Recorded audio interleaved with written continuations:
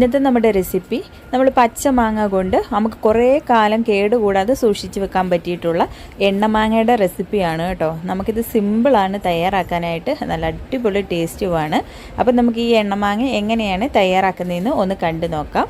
ഈ വീഡിയോ കണ്ടുകൊണ്ടിരിക്കുന്ന സമയത്ത് നിങ്ങൾക്ക് ഇഷ്ടപ്പെടുകയാണെങ്കിൽ മറക്കാതെ തന്നെ ആ ലൈക്ക് ബട്ടണും കൂടി ഒന്ന് ക്ലിക്ക് ചെയ്തേക്കണേ. ചാനലൊന്ന് സബ്സ്ക്രൈബ് ചെയ്തൊന്ന് സപ്പോർട്ട് കൂടി ചെയ്യുക.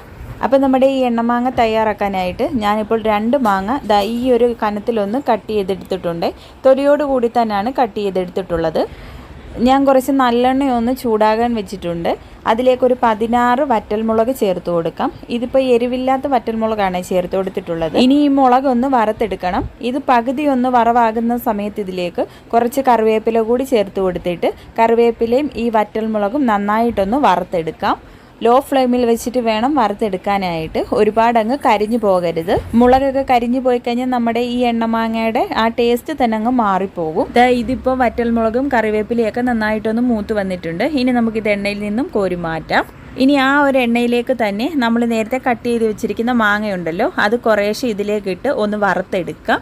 ഇപ്പം ഞാൻ കുറേശ്ശെ മാങ്ങയാണ് ഇതിലേക്ക് ഇട്ട് കൊടുക്കുന്നത്. അതാകുമ്പോൾ നമുക്ക് ഒരുപാട് എണ്ണ വേസ്റ്റ് ആകില്ല. നമ്മൾ ഈ മാങ്ങയിലേക്ക് ഉപ്പോ മഞ്ഞൾപ്പൊടിയോ ഒന്നും തന്നെ ചേർക്കാതാണ് ഇത് വറുത്തെടുക്കുന്നത്. ഹൈ ഫ്ലെയിമിൽ വെച്ച് തന്നെ ഇതൊന്ന് വറുത്തെടുക്കാം. ഈ വീഡിയോ കണ്ടുകൊണ്ടിരിക്കുന്ന സമയത്ത് നിങ്ങൾക്ക് ഇഷ്ടപ്പെടുകയാണെങ്കിൽ മറക്കാതെ തന്നെ ആ ലൈക്ക് ബട്ടണും കൂടി ഒന്ന് ക്ലിക്ക് ചെയ്യണേ. കൂടെ നമ്മുടെ ഈ ചാനലൊന്ന് സബ്സ്ക്രൈബ് ചെയ്ത് ഒന്ന് സപ്പോർട്ട് കൂടി ചെയ്യാം. ഇതിപ്പോൾ ഇവിടെ റെഡി ആയിട്ടുണ്ട്. ആ മാങ്ങയുടെ ആ വെള്ളമയമൊക്കെ ഒന്ന് വറ്റിക്കിട്ടി അതിൻ്റെ കളർ ഒന്ന് മാറി വരണം. നമ്മൾ മാങ്ങ ഇട്ട സമയത്ത് ഒരു പച്ച കളറല്ലേ, അതിൽ നിന്നും ഇതുപോലെ ഒരു കളറാകുന്ന സമയത്ത് നമുക്ക് എണ്ണയിൽ നിന്നും കോരി മാറ്റാം. ഇനി ബാക്കിയും കൂടി നമുക്ക് ഇതുപോലെ ഒന്ന് വറുത്തെടുക്കാം. മാങ്ങയെല്ലാം ഒന്ന് വറുത്തെടുത്ത് കഴിഞ്ഞാൽ ഇനി ഒരു പാൻ എടുത്തിട്ടുണ്ട്. അതിപ്പം നമ്മൾ ഫ്ലെയിം ഓൺ ചെയ്തിട്ടില്ല. അതിലേക്ക് നമ്മൾ നേരത്തെ വറുത്ത് വെച്ചിരിക്കുന്ന വറ്റൽമുളകും കറിവേപ്പിലയും ഉണ്ടല്ലോ, അത് മിക്സിയുടെ ജാറിലേക്ക് ഇട്ട് ഒന്ന് പൊടിച്ചെടുത്തിട്ടുള്ളതാണ്. അത് നമുക്ക് ഈ ഒരു കടായിലേക്കൊന്ന് ചേർത്ത് കൊടുക്കാം. അതിൻ്റെ കൂടെ തന്നെ 1/4 ടീസ്പൂൺ അളവിൽ കടുക് ഒന്ന് ചൂടാക്കി പൊടിച്ചെടുത്തിട്ടുള്ളതാണ്, അതുകൂടി ചേർത്ത് കൊടുക്കാം.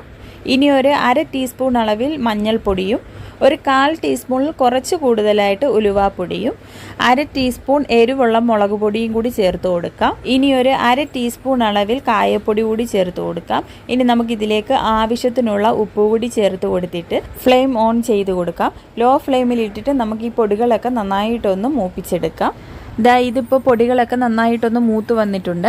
ഈ ഒരു സമയം നമ്മൾ നേരത്തെ വറുത്ത് വെച്ചിരിക്കുന്ന മാങ്ങ ഇതിലേക്ക് ചേർത്ത് കൊടുക്കാം. എന്നിട്ട് ഇതിനെ എല്ലാം കൂടി നന്നായിട്ടൊന്ന് യോജിപ്പിച്ചെടുക്കാം. ആ മസാലയൊക്കെ മാങ്ങയിലൊന്ന് നന്നായിട്ടൊന്ന് പിടിച്ച് കിട്ടണം. ഇതിപ്പോൾ ഞാൻ നന്നായിട്ടൊന്ന് മിക്സ് ചെയ്തെടുത്തിട്ടുണ്ട്. ഇനി നമ്മൾ നേരത്തെ മാങ്ങയൊക്കെ വറുത്തിട്ടുള്ള ആ ഒരു എണ്ണയുണ്ടല്ലോ, ആ എണ്ണയിൽ നിന്നും ഒരു 2-3 ടേബിൾ സ്പൂൺ എണ്ണ നമുക്കിതിലേക്കൊന്ന് ഒഴിച്ചു കൊടുക്കാം.